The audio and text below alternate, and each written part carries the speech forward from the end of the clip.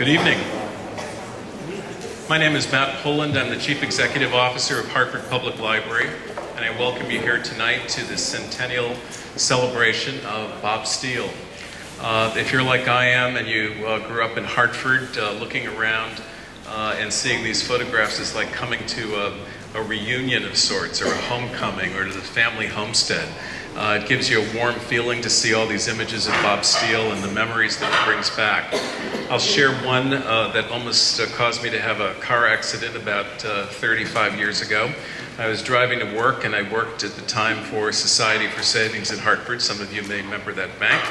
And the word of the day that day was satiety. He said, you know, satiety for savings.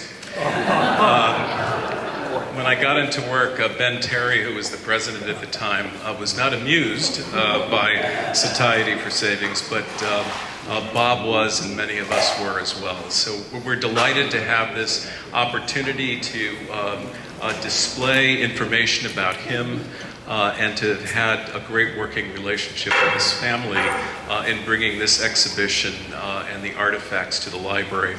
And so I'd like to introduce the gentleman in the family who spearheaded this exhibition. Steadfast and sturdy he was, and allowed us to also have the creativity to do what you're seeing around you tonight. So without further ado, let me introduce Phil Steele.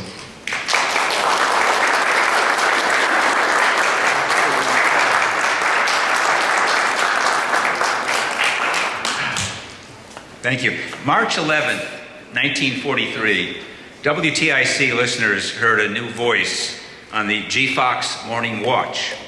Following the opening theme of The Hunt in the Black Forest at 7 a.m. came these words: "Good morning.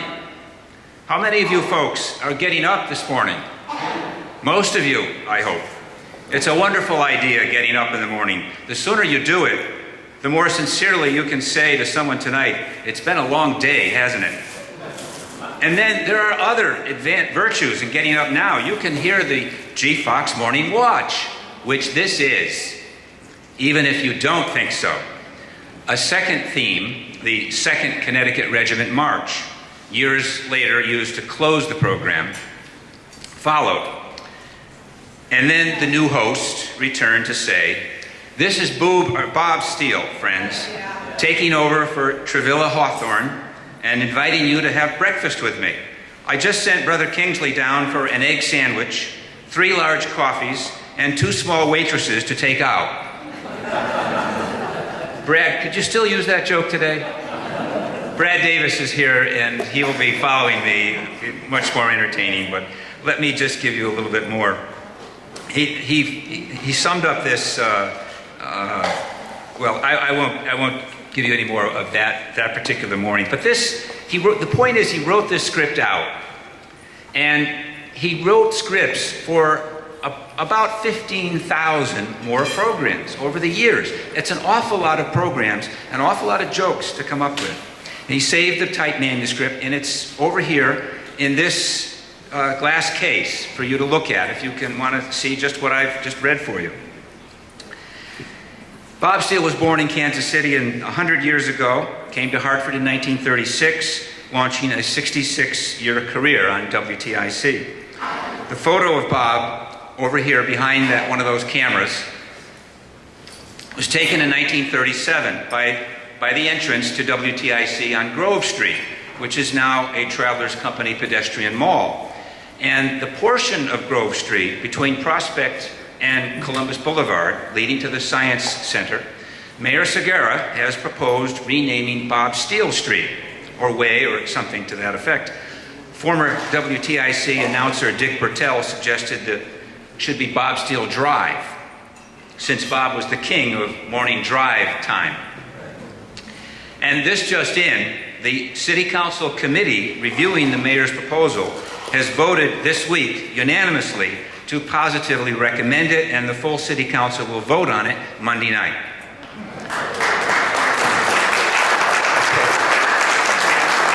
Now, only 1 block away from Grove Street in 1937 was the Hartford Public Library. Now it's 2 blocks away. The Steele family thanks the library, and especially the Hartford History Center here, for sponsoring and putting together this wonderful exhibit. The University of Maryland School of Broadcasting has the finest radio museum and library in the country. Several years ago, it asked if Bob's family would be willing to donate Bob's papers, whatever we had, to its collection. The Connecticut Historical Society has also asked for the archive, as has UConn's Dodd Center and the Hartford History Center here at the library, the Hartford Public Library. But rather than simply leave the archive where only an occasional historian might see it, I thought that every library in Connecticut ought to have a chance to share it with the people of Connecticut, the hundreds of thousands of dedicated fans of Bob Steele. So I decided to digitize the whole thing, cutting it down to a somewhat manageable size for Bob's fans to enjoy. Only 50 copies of this 10-volume, 2,000-page collection were printed, and they are available to libraries for the printing cost alone. So if anyone wants to donate a set to their local library, there are still some available. And there are also some soft cover copies here outside of Volume 1, which are available for anybody who is interested in having something, and again, for just the printing cost, although the printing cost is high because of the small number printed.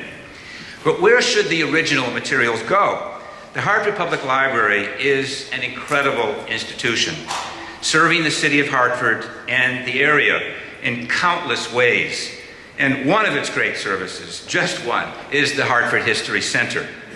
But historic materials often end up sitting around in cartons because libraries don't have the time, the manpower, the funds to properly archive the material. We should say womanpower, I suppose, because usually the volunteers who do this work are not just men. It's a lot of work. It takes a lot of money. Now, thanks to Rose Rainville, who is right here. Rose Rainville, and Brad Davis, who I'll introduce in just another minute. Because of them, we're on our way to making all this archival work possible here at the Hartford Public Library, and thus keeping the original material in Hartford, not sending it down to Maryland or somewhere else. Rose made the first contribution of $500, and Brad Davis followed up by writing a check for $1,000. Thank you, Brad. Thank you, Rose, and all of you who contributed to this. So we've already raised about $7,500, which pays for the effort that you see around you in this beautiful cafe space and the food and exhibit expenses. But to do the archive work and to pay for the ongoing expense of getting Bob Steele material on the library internet, the portal, for the widest possible audience, we're trying to raise at least that much more. So if anyone can write a check tonight, Mary Crean is over here, and she will be happy to help you. And anyone who writes a check tonight for $100, I will personally give you a free copy of Bob Steele's 2002 book, The Word for the Day. And anyone who is generous enough to write a check for $500, I will give you a copy of The Word for the Day, one of the 2 remaining copies of The Word for the Day, autographed by Bob Steele himself. Now, let me close by reading you, well, I guess I won't read it to you because I left it over there, but I was going to read you from his 1950s stationery that he would send out to, he used it for correspondence. And in this stationery, of course, all he did was knock himself about what a rip-off he was to be a speaker for any audience. And it's just hilarious to read to you, but I'm not going to go and get it. But the interesting thing about the correspondence is that it kind of shows you this bond that he had with his audience. That it didn't just come, it wasn't just his antics on the air that you would hear that created that bond. He was out in the community with these speaking engagements. That was the purpose of this correspondence that he created, this stationery. Often in the 1950s, as often as 4 nights a week, he would be out speaking to various civic organizations. And I think it was that experience that enabled him to sound like he was speaking to you, a fellow human being, not just to a microphone. And that is also a quality, I think, that Brad Davis shares. And he learned it, as you're going to find out right now, he learned it from Bob Steele. Brad?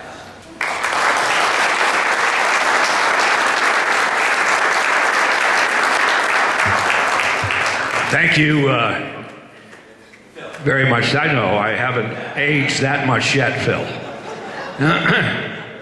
You know, I'll never forget when I came to Hartford in 1958, and I heard all kinds of stories about Bob Steele. Now, I don't know if you know this or not, but Bob was a motorcycle racer. He loved motorcycles, and he was coming to Hartford to do the motorcycle races in the park, down at Buckley Stadium, in the park. And he loved movies, but he would never go into a movie that had started. And he wanted to go to the movie. He spotted the Strand Theater down here, and he saw a movie that he wanted to see, but it was half over. So he said, I'm going to wait. And he had a guy by the name of Clancy, a buddy, at TIC. He said, I'm going to stop in to see Clancy until the movie's over and I get the whole thing. So he went in to see Clancy, and Clancy said, hey, they're looking for somebody, Bob. They're looking for somebody. Ben Hawthorne has got to go in the Army, and they tried out his wife, but she couldn't tell the time. And that was the problem. So Bob says, okay. So they sit him down. Now, when you take an audition at Channel 3 WTIC, you have to take a classical audition, because in those days, WTIC, pardon me, FM was strictly classical music. So you had to know how to pronounce Prokofiev and some of these classical names. So that was the first thing they gave Steele.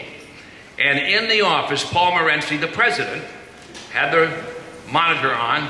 So Steele looks at these words and he says, now, I want to ask, does this radio station speak English?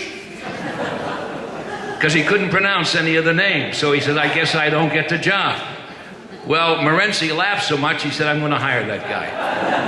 That's how we got, that's a true story. That's how we got the job. Now, with me, don't ask me. I came in '58, and there was just something, he liked me, I liked him, and we had to work the television as well as the radio, and we'd work different shifts, and I'd get a morning shift every now and then, and you'd be nervous because he'd listen to every word. He was a killer if you mispronounced a word. But I remember the first time I met him, and I said, Bob, I said, you'll never know what I'm wearing. He said, that looks like a pretty good suit. Where did you get it? I said, no. The shaving lotion that I'm wearing. You know what it is? It's Menin Skin Bracer. I started to shave in high school, and my parents listened to you, and I started shaving, and I always use Menin Skin Bracer, and I got it on today because I heard you do the Menin's commercial. So that did it. You know, if I used another shaving lotion, he probably would have kicked me out of the studio. But that was Steele, and he really took a special liking to me for some reason, and I'll never forget some of the things that happened in the studio. There was one morning about 6:45 in the morning. Now, the studios then were in the old Travelers building on the 6th floor, okay? And Bob's table was right in front of a window that looked over at the big building, the phone company building, which was just off Bushnell Park. You could see it clearly. And Steele didn't know it, but I noticed it, and other people, the window was a little bit skewered this way. So it looked like, if you looked through the window, that the big building was going to go into Bushnell Park. So would you believe it? Steele says one morning, this is 6:45, he said, I've got an announcement to make. He said, I'm looking at the telephone company building, and by noontime it's going to be in Bushnell Park. It's leaning to the left. Half of the people didn't show up for work that morning. Half of the people didn't show up for work. And Mr. Morency called him in again. And needless to say, he was told a few things, but they did replace the window. So those were some of the things that Bob just did. But I think the biggest thing that he did for me, and I would not be here if it wasn't for Bob Steele. He taught me what I know in broadcasting. I think about him when I do my programs, and he always said to me, the most important thing that you can do is know your sponsors, go out and meet them. And I did just that, and I still do it. And where's Howard? Where is Howard? Is he still here? Back here. There he is. Woodland Auto Body. Woodland Auto Body, let me tell you something. If you ever have a problem with your car, if you ever have a problem with your car, I want you to call Howard Weiner at Woodland Auto Body. They'll come and get the car. Don't worry about the insurance, because some of these insurance companies can rip you off. Howard would tell you what to do, how to do it, and the car will be shiny and brand new when you get it back. That's Woodland Auto Body, ladies and gentlemen. And I've been doing those commercials for 32 years. And still doing them. Jed Finman, the Finman people. And this was Bob again. He had sponsors forever. Okay? The Finman people. 22 years. Valerie Thomas, 20 years. But the biggest thrill that I got, and this was 5 years ago, when Mancini Sweet Roasted Peppers bought my program.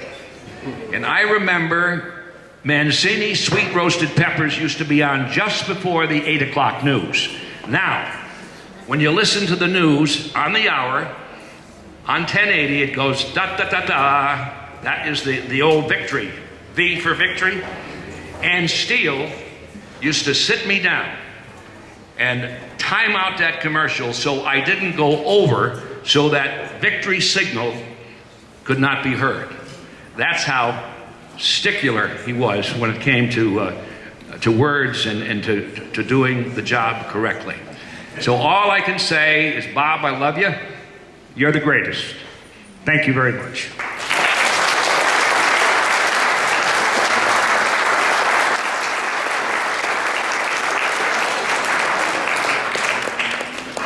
Thank you very much, Brad and Phil, for your remarks.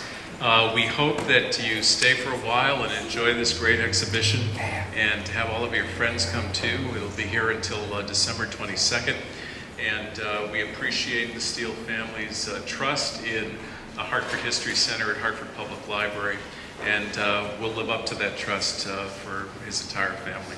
Thank you so much, and have a great holiday.